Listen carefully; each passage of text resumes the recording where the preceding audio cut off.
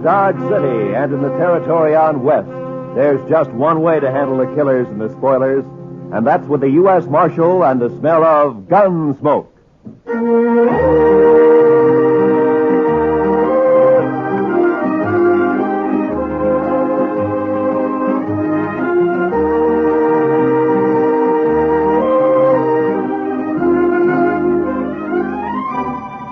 Gunsmoke, starring William Conrad, the transcribed story of the violence that moved west with young America, the story of a man who moved with it, Matt Dillon, United States Marshal.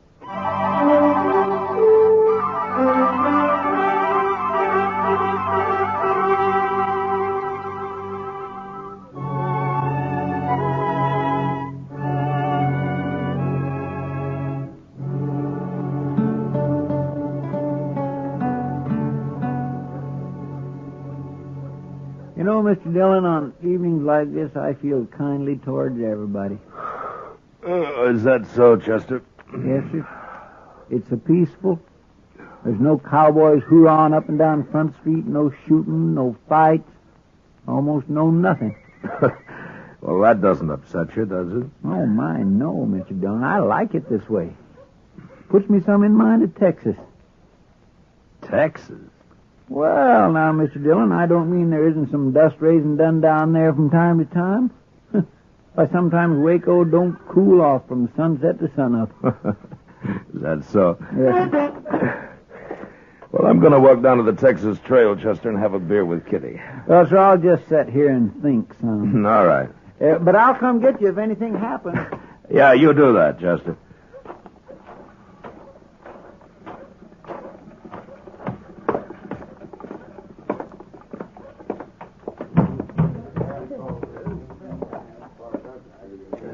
Hello, Matt. Ah, Kitty. I was kind of looking for you. You got time for a beer? Sure. You want to go over to a table? Oh, the bar's cooler. Sam, set up some beer for me and Miss Kitty, will you? Why, sure, Marshal. There you are. It's kind of quiet in here tonight. The whole town's quiet, Matt. Too hot for trouble, maybe. Sometimes heat brings trouble, Kitty. Makes people ouchy. Kitty, bring your beer and come over to the table. I need more luck. Sorry, Webb. I can't right now. Of course you can. Come on. I said I'm sorry, Webb. Your friend will wait for you. Webb, this is Marshal Dillon. Webb Johnson. How are you? Marshal, you won't mind if I take Kitty away for a while, will you? I think Miss Kitty gave you her answer. I heard what she said. But maybe she feels kind of obligated to stay, seeing as you're a marshal. I don't figure my being a peace officer has anything to do with what Miss Kitty decides. Maybe not. But most girls know which side of their bread the butter's on. You better get back to your poker game. Okay. But come over to the table, Kitty, when you're free. How long's he been around here? A couple of days, maybe more. You know anything about him? Not much. Plays poker mostly. He doesn't drink too much. Gambler? I don't know if that's his profession, but he likes cards, and he's lucky. Figures he has quite a way with women, too. Oh? With you? He tries. We were talking last night. He offered me a job. Job? He says he's bought out the Longhorn saloon. Wants me to come over and be his hostess there. Figures maybe some trade would follow me over. So he bought out the Longhorn, huh? Mm-hmm. He must have some money with him. He's not short. Yeah, he's talky enough to cause trouble sooner or later. Don't mind him, Matt. Yeah. Well, I better get back to the office. Will I see you later, Matt? No, I don't think so, Kitty. I gotta work. Good night.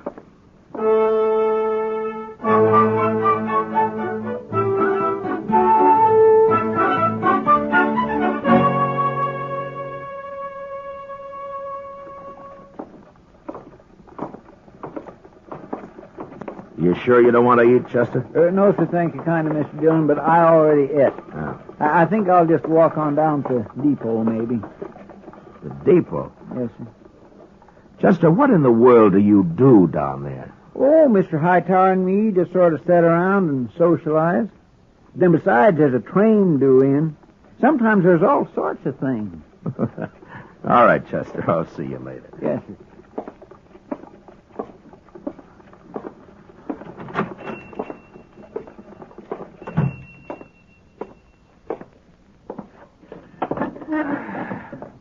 Now, Jimmy, cook me up some potatoes, will you?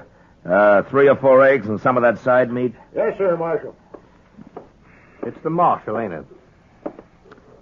Well, good morning, Mr. Webb. Unless you're expecting company, you could ask me to sit with you. Well, I don't mind. Well, thank you. How'd you make out last night? In the poker game or with Kitty? At cards. Seems like everything I say sets you on edge, Marshal. Maybe. Well, I'll tell you, Kitty and I didn't quite hit it off, but I done fine at start. Those boys, Ashton and Trasker, they play cards like boys. Afraid to push their luck. Sometimes that's good. Not at poker, it ain't. Leastwise, I walked home last night with their money in my pocket. Over 500. Ah, that's good winnings. It wasn't hard. Miss Kitty tells me that you bought the Longhorn. News traveled, don't it? You a gambling man? I don't make my living playing cards, if that's what you mean. You going to keep on the same boys that are at the Longhorn now? No, Marshal, I'm not. I've got my own way of doing things. Those boys might not understand. So I've got 2 dealers coming in this morning from St. Louis. We worked together before. Here's your breakfast, Marshal. Fried up some onions for good measure. They kind of bring out the flavor of the eggs some. Oh, thank you, Jimmy. You want beer, coffee? Coffee, I think. Bring the pot over. I'll have some, too. Yes, sir. You don't like me much, do you, Marshal? No. Why not? Why don't you like me? Well, for one thing, you talk too much. That may be. Let me give you some advice, Mr. Webb. This is an easy town to get killed in. So I've heard. So see to it that the Longhorn runs smooth and easy, huh? Speaking of gambling. Gambling or girls. Well, now, Marshal, there's a lot of money in Dodge these days, what with the trail herds and the buffalo and all. I'd feel kind of bad if I didn't get my share of it. The money that changes hands in the Longhorn is your business as long as it's honest. You just tell your St. Louis dealers to remember that. You're mighty preachy for a marshal, ain't you? I'm not interested in the morals of the citizens individually. But when it affects the peace of the whole town, it is my business. Well, now, from the way you talk, I don't imagine you'd be interested in the percentage deal. Or would you? Get out of here. And remember what I said. Why, sure. I'll tell you one thing, Marshal. That star on your chest don't scare me one bit. Well, good morning, Miss Russell, and how are you this morning? I swear, I don't understand that Webb Johnson. Sit down, Kitty. Have some coffee. That's why I came by. I figured you'd be eating when there was no one at the office. Chester's down at the depot waiting for the train. Anything important, Matt? No, just the train. He likes trains. Matt, I had a long talk with Webb last night. No? Yeah, after the game broke up, he bought me some drinks. He say where he was from, Kitty? Missouri. Mr. Dillon? Mr. Dillon. Yeah, what is it, Chester? Oh, you should have seen it, Mr. Dillon. My gracious alive. The train no sooner come to a stop. Hello, Miss Kitty. The train no sooner come to a stop, and they begun getting off. Must be 15 or 20 of them. 15 or 20 what? Girls, Mr. Dillon, girls. In no time at all, the depot platform was just plain crawling with them. Well, they're going to work at the Longhorn. The Longhorn? That's right, Chester. Webb Johnson's bought it. Those are new hostesses. They're from St. Louis, Chester. Oh, my goodness, Mr. Dillon, it fair gives a man the shakes to see so many women all at one time. Well, they'll keep, I think. You can go on back to the depot if you want. I'll see you later. Well, don't you want to come look, Mr. Dillon? Like he says, Chester. They'll keep.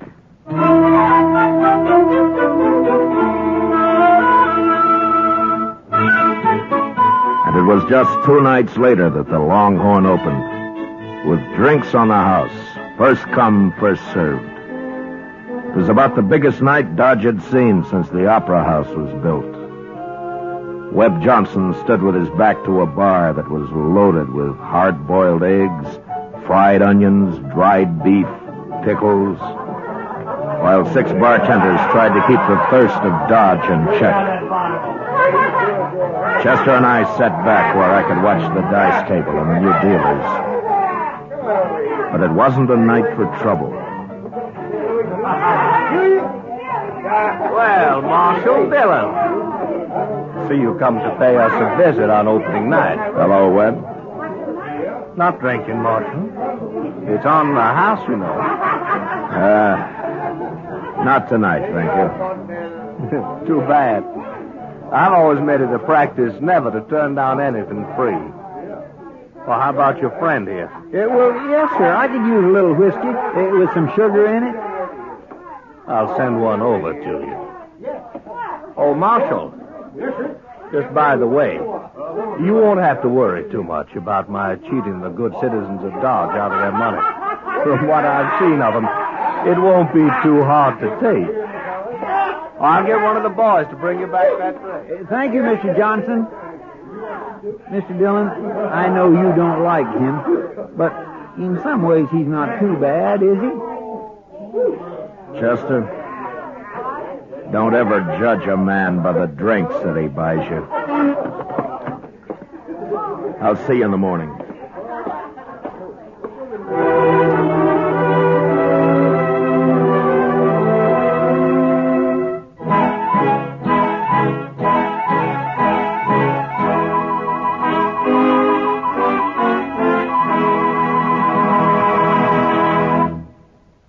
Return to the second act of Gunsmoke in just a moment. But first, $10 seems like a small amount of money when weighed in the balance of a child's life. Yet a $10 care package, food or clothing, to the war orphans of Korea could easily save a child's life. These children have no parents, homes, or source of food. They are begging for just enough to eat. A contribution in any amount will help. Send it to your local care office, or to Care New York, or Care Los Angeles. Now, the second act of Gunsmoke.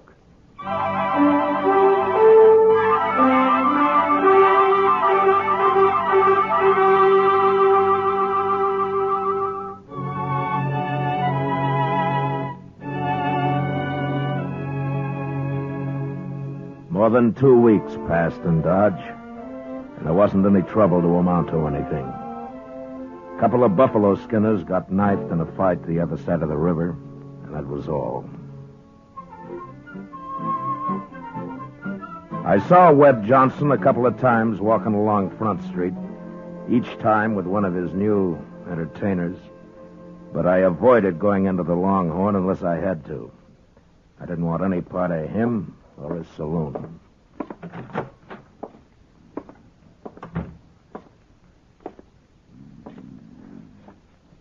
Chester.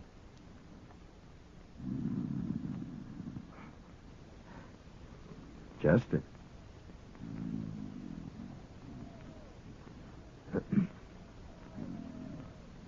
Hey! Oh! Yeah. Good evening, Mr. Dillon. Good evening, Chester. I wasn't really sleeping, Mr. Dillon. I was just resting my eyes some. Oh, is that so? Yes, you see, I come back to the office after supper and kind of straightened out your papers some, and I just sat down at your desk to read a few reports, and I guess maybe my eyes got a mite strained. Oh, I see. Chester, the way you've been working lately, are you after my job? Oh, Mr. Dillon, I wouldn't never be able to do that. Well, I've been a little worried about it. You've been patrolling the town an awful lot at night lately. Oh, that. Well, to tell the truth, Mr. Dillon, I've been keeping company, you might say. Oh? Yes, sir. One of them I think she cottons to me some. Olive Hasty, her name is. Olive Hasty, huh? She one of the girls from St. Louis? Yes, sir, but she isn't like the others. Oh, she's just as nice and polite. Why, she told me the other night that all she wants to do is find some nice place and settle down. Oh. She purely hates being in this sordid business.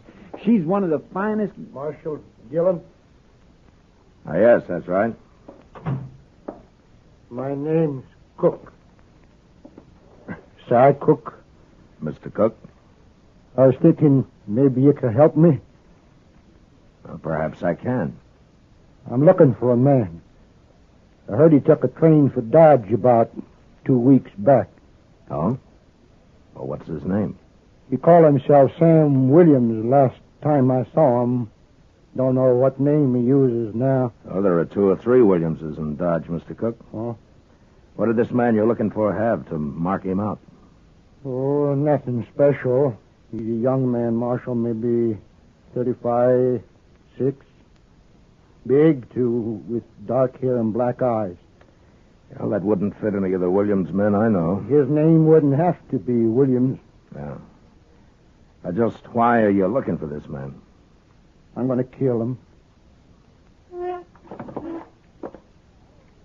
That's a funny thing to tell a U.S. Marshal, isn't it, Mr. Cook? I guess it is, Marshal, but I got my reasons. Well, do you mind telling me? No. I've seen a lot of gunfights in my time, and most always there's someone gets killed that had nothing to do with the argument. I figure it's best to stay away from people if there's got to be shots fired. So? So when I came into Dodge, I figured I'd find out from you if this man was here, and you could tell him to get out of town. I could kill him then out on the prairie somewhere. I see. Well, are you sure you'll kill him? It could work both ways, you know. Oh, I know that, but I'm an old man, so I don't have as much to lose. Why is it you want this Williams so bad? What did he do? It's not too long a story, Marshal. He was a Missouri raider after the war. He and some other fella come down to my farm one night. He took most everything we had, my wife and I. He was all pretty drunk, I guess. My daughter, she was about 17 then.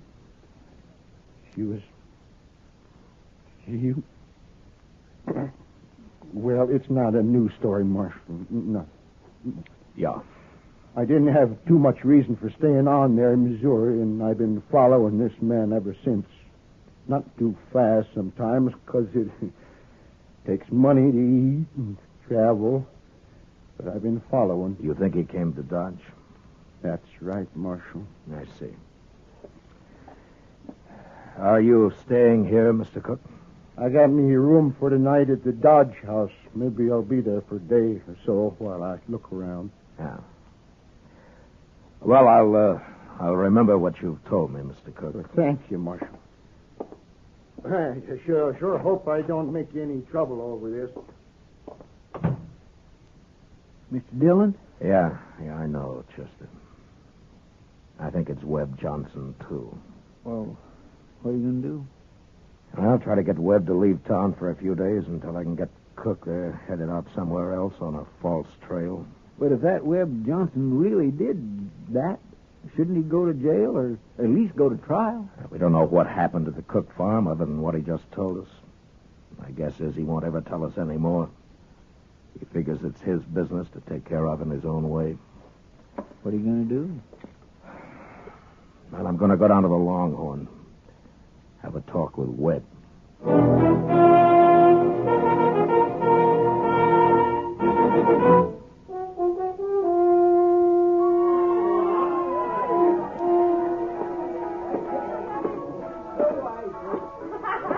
Webb, I want to talk to you.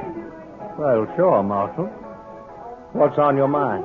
Now, let's step down to the end of the bar, huh? Now you sound like a peace officer talking. Move. Sure. You look mighty serious, Marshal. What's troubling you? few minutes back, a man came into my office. He's looking for you. That so? He knows you by the name of Sam Williams. Most folks know me by the name of Webb Johnson. Your man must be thinking of someone else. I don't think so. You could have changed your name. Lots of men have. And you fit the description he gave. Suppose I am the one this man is looking for. What then? What's he want with me? He plans to kill you.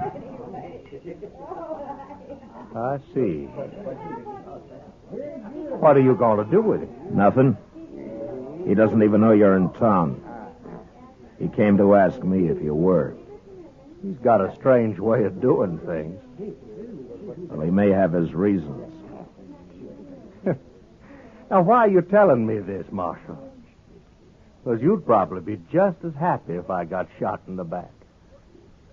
Look, Webb, I want you to get out of town. Give me a chance to steer Cook out into the territory someplace. Get him clear of Dodge. What for? That way we can avoid more killing. You don't have to worry about me. I can take care of myself. Look, Webb, I'm telling you, get out of town for a while. So I ain't got no plans for leaving?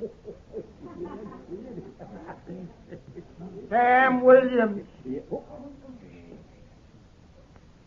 Hello, Si. I've come a long way, Sam. Move him away from him, Marshal. Now listen to me, Si. Now you turn around and go back out that door. I don't want any gunplay. And you turn around slow. No use, Marshal. I found Sam Williams. And I'm going to kill him. Now, Si, listen to me. I don't want you... Move away from him. Let go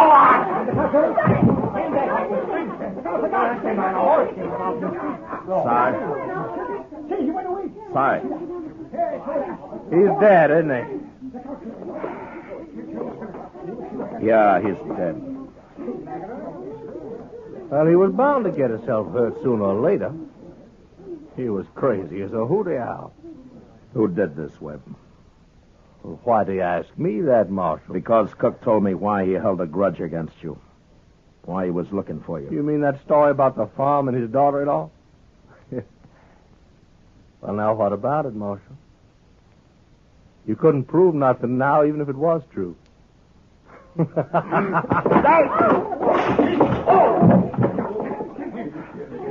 All right.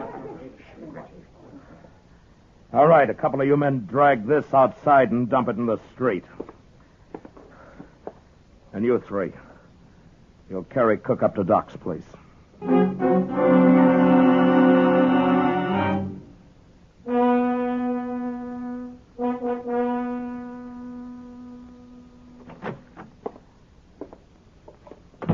You talk with Webb Johnson, Mr. Dillon? Chester, Cy Cook was shot just 5 minutes ago. He hurt bad? He's dead. Oh, my goodness. Webb Johnson? No, I was standing beside Johnson. It was somebody outside. Well, can't we go after him? There's no use at night. He could take 20 directions out of town. Tomorrow's time enough.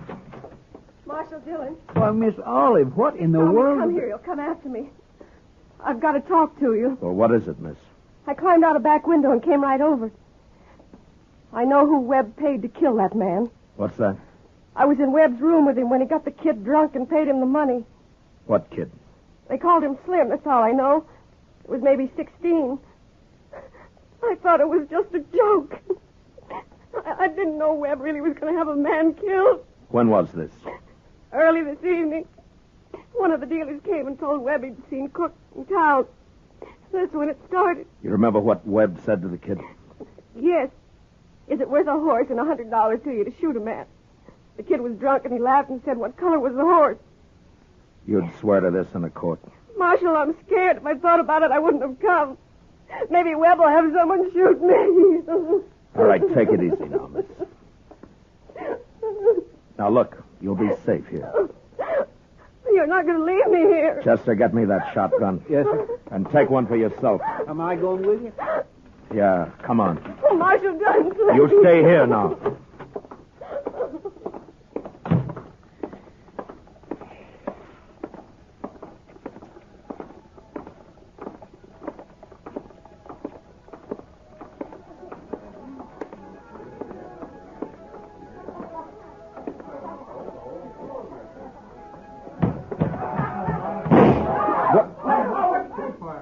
right, Chester, climb up on the bar.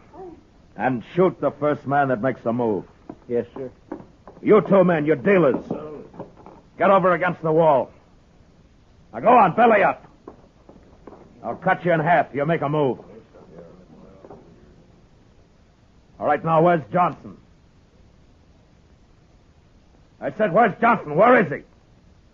He's upstairs, Marshal, in the office. All right, Sorrows, you're deputized. Stand by the door there. No one goes in or out. Yes. Chester, I'm going upstairs.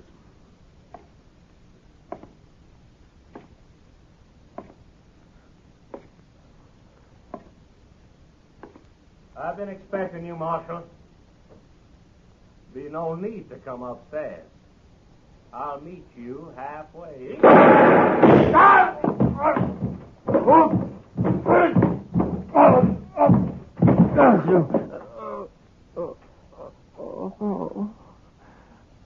I'm gonna die. Marshal, I'm gonna die. You had your choice, Webb, like any other man. I'm young, Marshal. I haven't had time enough. I didn't want to kill you. Marshal, I'm scared. Now I'm scared. Marshal.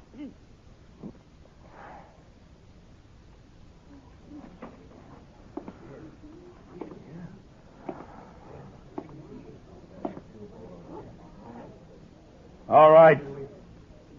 Gentlemen, cut loose and ride for home. Until further notice, the Longhorn Saloon's closed.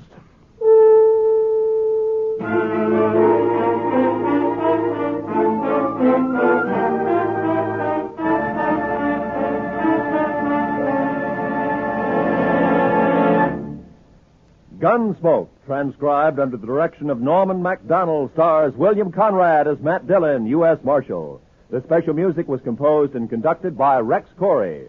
Featured in the cast were Lawrence Dobkin, John Daner, Howard McNear, and Charlotte Lawrence. Parley Bear is Chester, and Georgia Ellis is Kitty. Gunsmoke has been selected by the Armed Forces Radio Service to be heard by our troops overseas.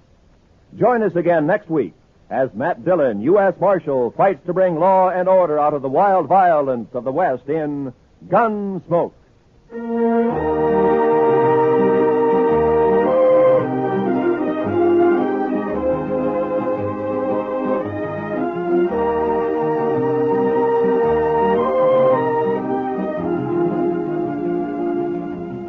Plasma is saving many lives that would otherwise be lost at the fighting front in Korea, but the reserve of plasma is almost exhausted.